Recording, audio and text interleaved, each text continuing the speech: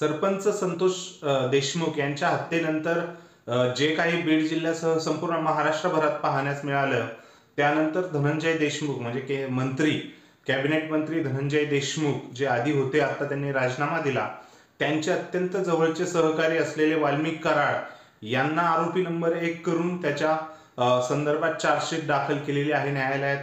वाल्मिक कराड हे आरोपी जवळपास निश्चित झालेले आहेत, परंतु जोपर्यंत आरोपी निश्चित होत नाही तोपर्यंत जे 3 महिने गेले, जवळपास 3 महिन्यांचा जो काळ गेला, त्यानंतर आता आता कुठेतरी बीड जिल्ह्यातलं जे राजकारण आहे, म्हणजे सुरेश धस असू द्या, राष्ट्रवादी काँग्रेस असू द्या, जे सर्वपक्षीय आमदार या केससाठी एकवटले होते, ते आता कुठेतरी कमी होईल असं वाटत होतं. परंतु आता बीड जिल्ह्यातलं राजकारणाचा नवीन अध्याय किंवा अजून काही गोष्टी पुढे येण्यास सुरुवात झालेली आहे. काय आहे प्रकरण ते आपण आता जाणून घेणार आहोत या व्हिडिओच्या माध्यमातून. व्हिडिओ आवडल्यास लाईक करा, तुमचे विचार कमेंट सेक्शन मध्ये कमेंट करून व्यक्त करा आणि आपल्या चॅनलला सबस्क्राईब करायला विसरू नका. सुरेश धस हे जे भाजपचे आमदार आहेत, त्यांनी वाल्मिक कराड, आकाचे आका म्हणून धनंजय मुंडे यांच्यावरती ते डायरेक्ट टीका करताना कधी थोडेसे मागे पडायचे. धनंजय मुंडे यांचा राजीनामा मी मागितला नाही, त्यांनी भेटही घेतली, असे जे वक्तव्य ते करत होते. जेव्हापासून चार्जशीट दाखल झाली, वाल्मिक कराड हे नंबर 1चे आरोपी आहे. आता कोर्टाच्या न्यायालयीन प्रक्रिया सुरू होऊन ज्या सुनावण्या होतील त्यामध्ये निश्चितच कारवाई होईल, सजा त्यांना सुनावली जाईल.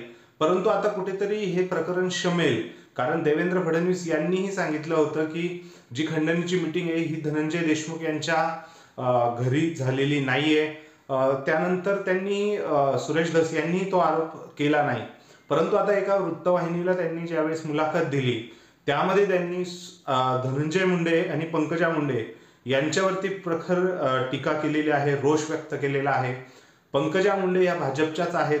त्यांनी जे भोसले आहेत, संतोष भोसले यांच्या उर्फ खोक्या यांच्यावरती जी आता कारवाईची मागणी होते, जे प्रकरण पुढे आलेत, त्यानंतर त्यावर बोलताना सुरेश धस यांनी सांगितलं की खोक्या हा मध्ये पंकजाताईंकडेही गेला होता, गटात, पक्ष भाजप परंतु गट पंकजाताई आणि आमचा असा वेगवेगळा गट, आणि म्हणून त्याच्यावरती कारवाई करावी, तो चिल्लर माणूस आहे, अशा पद्धतीने बोलले. आणि त्यातच त्यांनी आता धनंजय मुंडे यांनाही सुनावलंय. त्यांच्या मातोश्री, धनंजय मुंडे यांच्या मातोश्री ह्या त्यांच्यापासून विरुद्ध राहतात. जसं 2019 पासून धनंजय मुंडे यांना मंत्रिपद मिळालं महाविकास आघाडीमध्ये, तेव्हापासून त्यांनी आपली सगळी चावी वाल्मिक कराडकडे दिली. आणि त्यातूनच वाल्मिक कराडला कंटाळून किंवा त्यांच्या त्या वागण्यामुळं माणसं विसरले ते, आणि त्या वागण्यामुळे त्यांची आई ही वेगळ्या गावी राहते असाही त्यांनी आरोप केला. त्यांचे चुलत भाऊ हेही ते परेशान आहेत असा त्यांनी आरोप केला. आणि मीही 2019 नंतर बजरंग सोनवणे जे खासदार आहेत बीड लोकसभेचे, तेही आधी त्यांच्याकडे होते, परंतु त्यांच्याही मुलीला पाडण्यात वाल्मिक कराड याने अपोजिट जे लोक होते त्यांना 1 कोटी मदत केली. सो हे सर्व बघता त्यांनी जो आरोप केला, त्यानंतर मुंडे आता बीड जिल्ह्यात जी परिस्थिती आहे, बीडमध्ये मुंडे घराण्याची जी वारसा परंपरा दबदबा होता, तो आता कुठेतरी धनंजय मुंडे यांच्या राजीनाम्याने आणि वाल्मिक कराडचा आरोपी म्हणून पुढे येणे याने नक्कीच फरक पडणार आहे. त्यातच पंकजा मुंडे यांचंही राजकारण सगळ्यांनी बघितलेलं आहे. धनंजय मुंडे यांनी आता आमदार सुरेश धस यांनी केलेल्या आरोपांवरती ट्विट करून सांगितलेलं आहे की माझ्या पंढरी बंगल्याचं काम, जे परळी वैजनाथ येथे आहे, त्याचं काम मला करायचं आहे, नूतनीकरणाचं. सो त्यामुळे आम्ही सगळेच दुसरीकडे राहतोय, आणि त्याचं कुठेतरी कुणीतरी माझी आई फक्त एकटीच राहते बाजूला असं सांगणं चुकीचं आहे, आणि ते आता मला सहन होत नाहीये.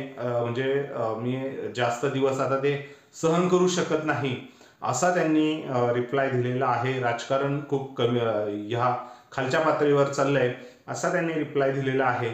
निश्चितच आता कुठेतरी बीड जिल्ह्यात आता जे संतोष देशमुख प्रकरण होतं यावरनं वार प्रतिवार झाले, परंतु आता कुठेतरी आता त्याचे आरोपी पकडले गेलेले आहेत, एक फरार आहे अजूनही. परंतु आता ते सोडून धनंजय देशमुख यांच्यावरती हे आता राजकारणाचा जो पार्ट आहे हा आता कुठेतरी सुरू झालेला आहे. आणि निश्चितच यामधनं म्हणजे हे म्हणजे मला तरी वाटतंय बीड जिल्ह्यातलं जे राजकीय आता वैमनस्य पुढे येतंय, वैमनस्य म्हणण्यापेक्षा कोण कोणाला भारी ह्या सर्व गोष्टीच्या पुढे आता घडणार आहेत त्या निश्चितच राजकारणात, इवन महाराष्ट्राच्या राजकारणातही थोडीशी उलथापालथ करू शकतं. कारण महायुतीच्यात हे दोघेही सत्ताधारी आहे आणि आता त्याच सत्ताधाऱ्यांच्या दोन वेगवेगळ्या पक्षातल्या आमदारांमध्ये आता हा कलगीतुरा चालू झालेला आहे. बघूया निश्चितच काय घडतंय पुढं. कारण हे राजकारण तसं बीड जिल्ह्यातलं बघितलं तर खूपच गुंतागुंतीचं आहे. आणि आता त्यातनं आता पुढं कोण येतंय म्हणजे हे समोरच्या नजीकच्या दिवसात, कारण वर्चस्व मुंडे घराण्याचं धस असू द्या, राष्ट्रवादी काँग्रेसचेही गटातले काही आमदार आणि खासदार पुढे येत आहेत. सो हे सर्व बघता शरद पवार गटातले, आणि शरद पवार तर ह्या जिल्ह्यावरती राजकारणामध्ये स्पेशली लक्ष ठेवून असतीलच, यात काही दुमत नाही. त्याच्यात मनोज जरांगे फॅक्टर म्हणजे जे मराठा समाज आहे, म्हणजे समाजाचे नेते, त्यांचाही म्हणजे काय, कारण त्यांनी सुरेश धस यांच्या विरुद्ध म्हणजे ते नाराज होते. धनंजय मुंडे आणि सुरेश धस यांच्या भेटीनंतर असं बोललं जातंय.